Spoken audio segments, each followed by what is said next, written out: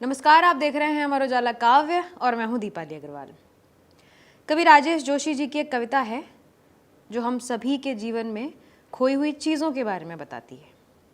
कविता का शीर्षक है अनुपस्थित उपस्थित।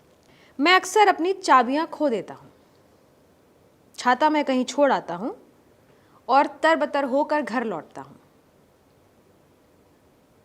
अपना चश्मा तो मैं कई बार खो चुका हूँ, पता नहीं किसके हाथ लगी होंगी वे चीज़ें, किसी न किसी को कभी न कभी तो मिलती ही होंगी वो तमाम चीज़ें जिन्हें हम कहीं न कहीं भूल आए।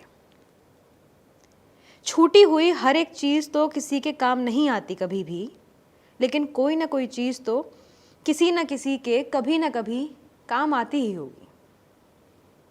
जो उसका उपयोग करता होगा, जिसके हाथ लगी होंगी मेरी छूटी हुई चीज़ें, वह मुझे नहीं जानता होगा।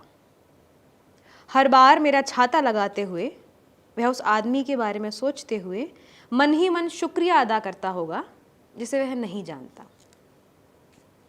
इस तरह एक अनाम अपरिचित की तरह उसकी स्मृति में कहीं न कहीं मैं रह रहा हूँ, जाने कितने दिनों से, जो मुझे नहीं जानता, जिसे मैं नहीं जानता। पता नहीं मैं कहाँ रह रहा हूँ। मैं एक अनुपस्थित उपस्थित। एक दिन रास्ते में मुझे एक सिक्का पड़ा मिला।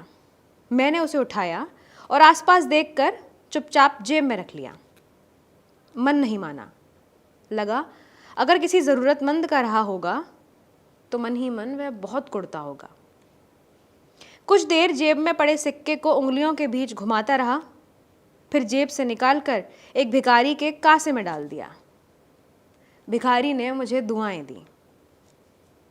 उससे तो नहीं कह सका मैं कि सिक्का मेरा नहीं है, लेकिन मन ही मन मैंने कहा कि ओ भिखारी की दुआओं, जाओ उस शख्स के पास चली जाओ जिसका यह सिक्का है।